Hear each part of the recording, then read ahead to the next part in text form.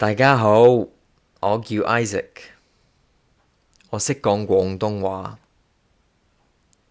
我點樣學㗎？10幾年前，我搬咗去香港，住咗2年。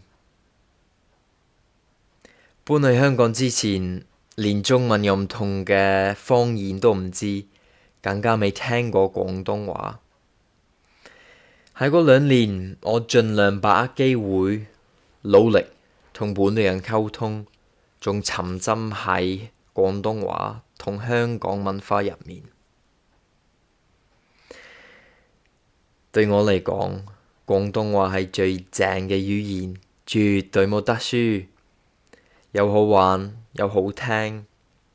我覺得自己做廣東話老師最大嘅優勢就係我識點樣去學廣東話。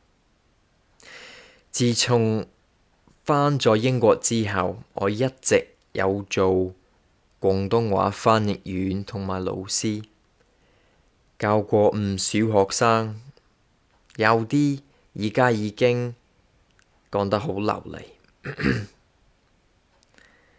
大部分都達到基本溝通水平，